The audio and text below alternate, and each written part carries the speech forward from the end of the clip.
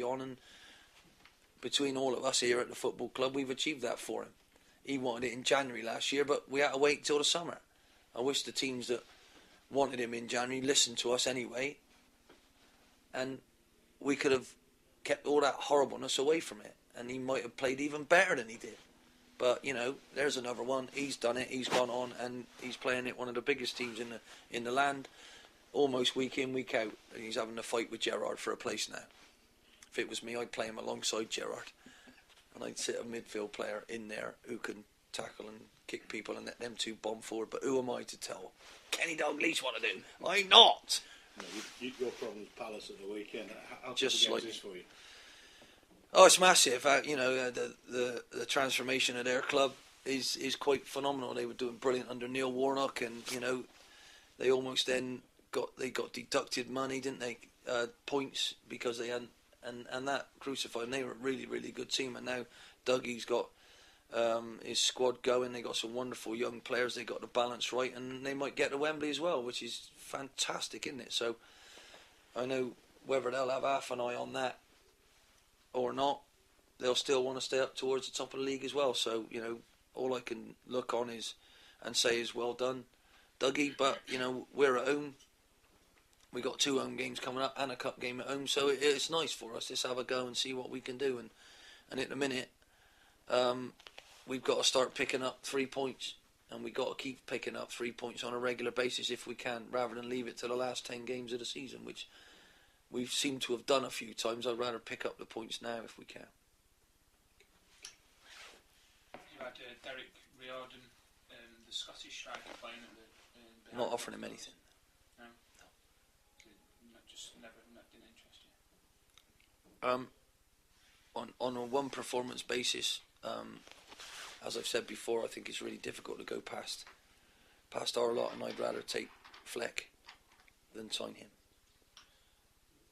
You've got your skipper back at the weekend, Barry Ferguson. Obviously that'll offer a big boost. He's available for selection, yes.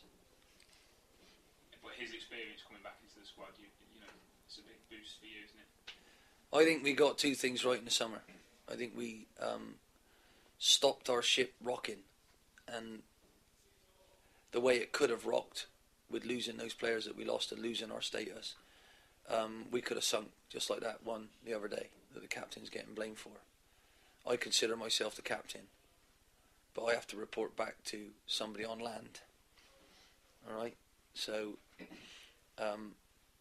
we were in the mire, I felt, and the 2 biggest signings I've ever had to make, the 2 hardest decisions I've ever had to make, have been Kevin Phillips and Barry Ferguson. Particularly to pay $750 for Barry Ferguson at his age, but I think every penny has been totally well spent because of how he is and how he was this morning. You know, for us to get 2 wins and a draw without him speaks volumes for the rest of the lads and the quality of them. But, you know, all day long, I'll have him, and if I was going through hell, I'd take him with me. I'd feel safe with him alongside me, and I think I can't say anything more than that. Another face on the training ground this morning was Keith Southern. That's a real big boost for different reasons and footballing reasons as well. Absolutely magnificent. There isn't anything that stops that boy, and I'm just delighted to have worked with him and continue to work with him. He never ceases to amaze me, the strength of character that boy's got, and just a proper geezer. Apparently he's been running right through the whole process and he's kept himself fit. It's incredible, isn't it? What can I say? In my lifetime I've worked with loads and loads of players, and I don't think I've ever seen a better pro than Keith, ever. That's not running anybody down. There's a lot who'll be almost level with him, but I don't think anyone will be in front of him. So there you go. I'm showering everybody with it's just the truth. You have to tell the truth, and that boy is just completely phenomenal. And I'm very proud to actually say I know him. He's quite a fella who's there's some people who are loud, there's some people who are make a lot of noise around the place. Keith just gets on with it, and he gets on with it in such a wonderful way that you know you can trust him, whether he ever says a word to you or not, and it's just fantastic. So he knows how I feel about him. I'm getting a bit mushy now, but I mean it. He's just fantastic. And he's one of the wonderful lads I've managed to inherit at this football club. And the way we are and the way my chairman does things, we can almost guarantee our players are like that because they come here for the right reasons.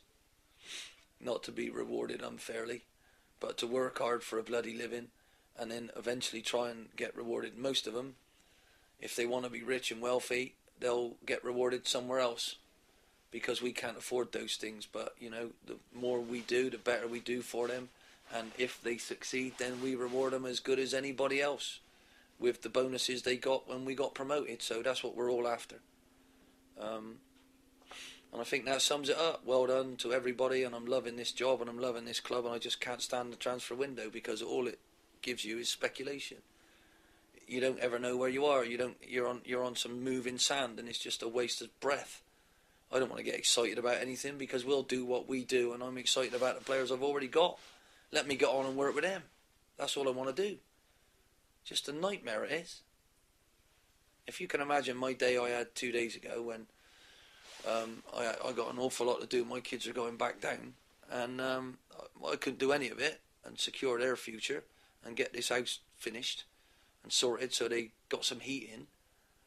Because I had one manager rung me 6 times because he couldn't get hold of who he needed to get hold of. I've had agents offer me Tom, Dick, and Harry from outer Azerbaijan, outer Mongolia, God knows where, who I haven't seen and I'm not going to take, and we probably couldn't afford, and you know, you're in cuckoo land anyway, so what's the point? Start ringing me. You didn't ring me 3-4 weeks ago. Why are you ringing me now?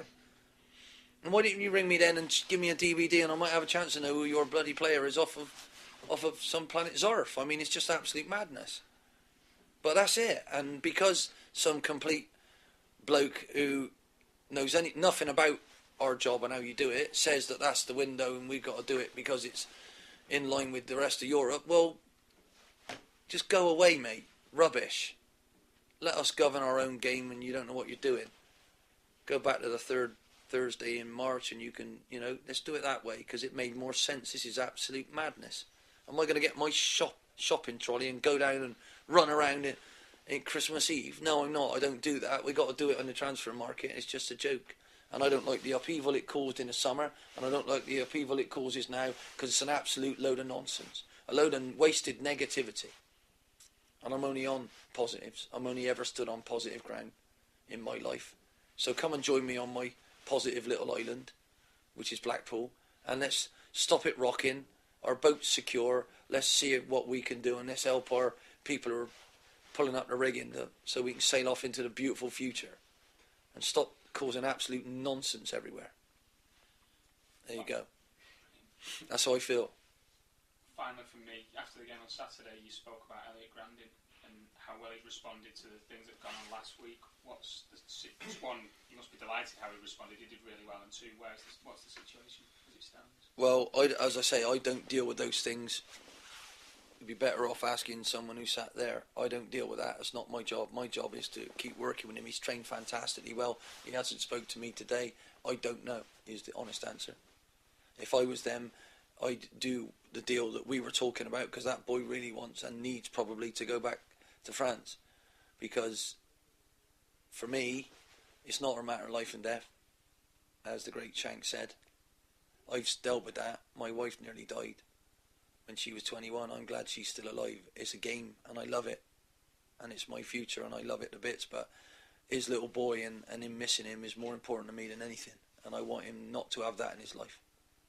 So if I could do that for him, I will, if it suits our club, because we're very sensible and we're well run. If it suits us, they'll have to be respectful to him and us, and they should be able to do better.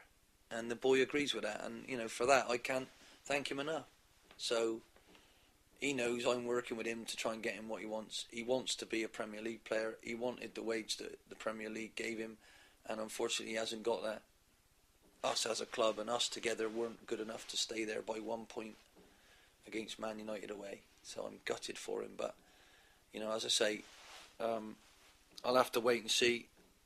Is that club that want him know what we want? It's not outrageous. He believes that, so they either come back and do it, or they don't. And if they don't do it quickly, my chairman will probably move the goalpost, favouring us even more. So my advice to them is stop trying to rob us, because you're a big club yourselves.